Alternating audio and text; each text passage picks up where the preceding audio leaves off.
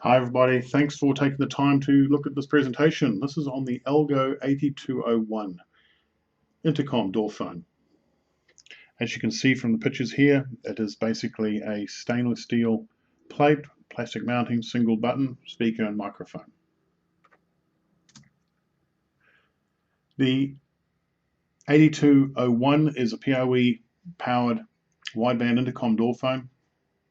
Runs can use G711, G722 codecs.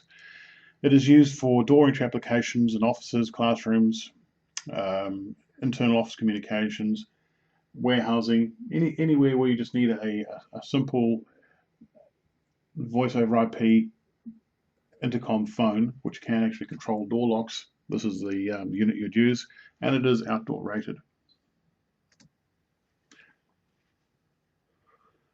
The 8201 is PoE powered. If you don't have PoE capability on your switches, you will need a PoE injector. It's a very compact little unit. You'll see the dimensions later on. It's two-way speech communication. It can actually be incorporated into the multicasting paging as well. If you've got an Algo paging solution, you can actually set up the 8201 to be part of that paging solution. We'll go through that in a little bit of detail later on. It has door opening control on board via a relay, so that the unit is a truly all-in-one unit.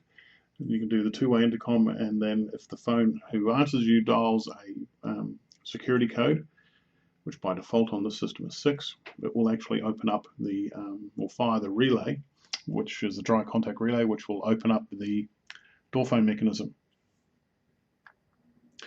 The device registers as a third-party endpoint, SIP endpoint, to hosted or on-premise UC and Unified Communications environment. Effectively, what that means is that it's a SIP-compliant unit. It will connect to pretty much any other SIP-compliant server, IPPBX, cloud-based system, etc. It's all NAT compatible, so it can work behind the NAT. And so it doesn't matter if you've got a cloud, if you've got a local IPPBX or a dedicated building SIP server. As long as it is SIP compliant, it's not encrypted or anything like that, or not proprietary, the Algo 8201 will work on it without any issues.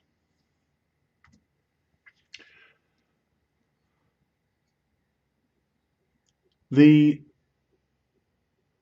8201 can be set up in a number of ways, and we'll go through a little bit more in detail of it, but essentially it actually can work as a standalone unit. It can actually have its own onboard relay control and even sensor to detect if the door is opened or closed.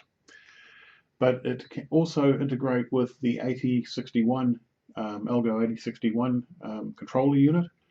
And the purpose for that would be that if you wanted a more secure environment, so that you've got the 8201 intercom unit by the door, but then to unlock the door, you want a separate controller unit for the relay. So if anyone breaks into the actual intercom phone themselves, they can't actually try and work out how to wire it and short it all up. Some building environments demand this, others not so much. So it's got the flexibility of setting it up any way you wish to do it. The other neat thing about this is it's very simple for a technician to install. Once it's actually plugged in to the network, or if it's not registered, e.g. the process is you literally plug it in, it fires up, powers up. After about 30 seconds, it'll give an audible beep, and that's indicating I am ready, I'm working. And if you press the call button, if it's not registered, e.g. you haven't set up auto deployment or anything like that on it, auto provisioning, if it's not registered and you press that button, it's going to tell you what the IP address number is that it's sitting on. So there's no mucking around trying to find the IP address. It literally talks to you and tells you the IP address in the form of the IP address of this device is 192.168.1.115. And it keeps repeating that until you press the button to stop. Then you can simply go to the browser, browse in, and basically do any programming you wish. If we have a look at the rear of the unit, just wanted to point out a couple of things here for you. This here, that's where the PoE network cable goes into. So that's your network connection just sitting in there. Over here is your door control. It's your relay that controls the external lock mechanisms. So it's just dry contact. So you've got a normally open, normally closed.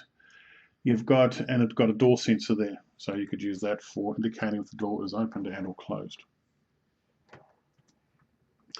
Dimensions of the unit. As I said, very compact. Basically, the outer dimensions of the unit is 115 millimeters square. Okay, this is aluminium. This is a plastic. There's your microphone sitting in there.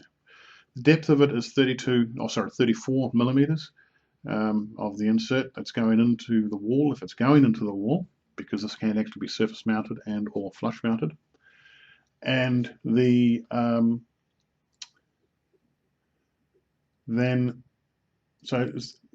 the depth is very 34 millimeters, so it's a low footprint, low cavity footprint. Okay, and then it's just got the internal dimensions of the actual insert that's going into the wall. Here's two examples of how you can mount it. Now, pretty much everything comes all in one here. So this is your surface mount. You've got your surface mount gasket here. Put that against the wall. That stops any moisture and water getting in there. If you are going to mount it against a wall, just make sure you're not having a wall that's got running water down it. For example, if you've got like a brickwork in there and you've got like mortar cracks all going through here, this seal is not going to seal it. So you need to make sure that you don't want water running down against here. So just try to bear that in mind wherever you're putting it. You've got your surface mount bracket. You then have got your main assembly housing and the faceplate and literally cable plugs in. If you've got a door control, you've got two wires for the door control relays on it, and that's it done. For the flush mount, you basically need your flush mount brackets. So that is additional. Contact us for them. You've got your main housing assembly, and again the face plate, and it just mounts in flush. Quite simple to install. Most commonly done would be simply using its surface mount bracket. Specifications. It's 0.4 of a kg. Audio codecs are G711A, G7U, and G722. It's got service or redundancy for primary secondary. If your main voice server fails, the Algo 8201 will roll through to a secondary. So Linux-based operating system. It's got the details there of the processors. Relay output, normally opened or normally closed. Maximum rating 30 volts, 50 milliamp. Relay output, normally open or closed, what we talked about.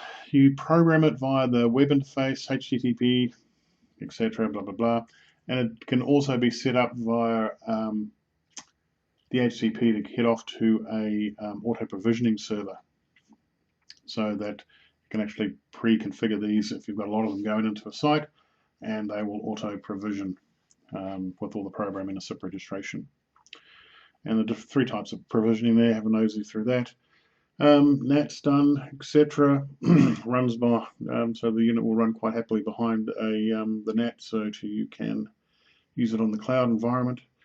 It gives you environmental specifications, pretty much straightforward, not too hot, not too cold type scenario. Negative 40, positive 40 degrees from our perspective, and of course humidity up to 95%, non-condensing. Okay, pretty standard for most of the things, and we've got our compliance specs, etc. If we want to have a look at how we would set it up, just as the simplest way to do it, just to use it as a door phone and nothing else. Doesn't have to open up doors, or just as an intercom for someone to call and let them in, but with no lock control. You would simply plug it into your network via a PoE cable. That heads off to the server. You'd program it, and you could tell it to ring an extension or extensions in your building, depending on the IPv6 that you're dealing. Or it can be simply the same setup for a cloud environment. So there's no special requirements for the 8201 to work on a cloud and or a local SIP server. It simply works. Only additional thing I could put to this diagram if I wanted to have the door control options on it, I could have two wires coming out of the 8201 going to the door control side of things to via the dry contact relays just to trigger the door open. Or I can go for a little bit more complicated. Now, the previous example where we were talking about the door and using the onboard relay to control is probably great for a majority of the installations that are going in there. But some installations require a more secure control of the locking mechanism. Now, what we mean by that is that what they're worried about is that if I get a crowbar and attack this thing, tear open the unit and try and short the wiring for the relays, I could, in theory, open the door. By using the 8061 controller, which is this unit here, which is another Algo unit, standard off the shelf, we can have the 8201 trigger an unlock code, and it will go to the 8061, which will then fire a relay which is on board itself. Now, the purpose for that is, so if we look over here on the right, we've got our 8201 here directly connected to the network. It's not connected in any way to the lock mechanism. This is all the independent lock mechanism here.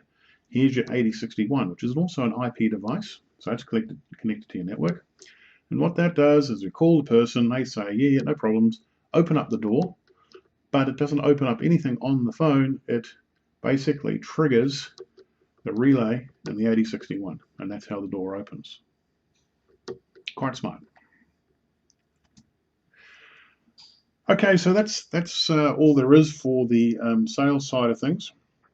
There is a sales and technical combined. The technical combined one goes into the web browser. If you'd like to have a look at that, feel free to have a look at the combination presentation. We've got this kind of combination, and we carry on going into the browser side. Apart from that, thank you very much for your time. Thank you.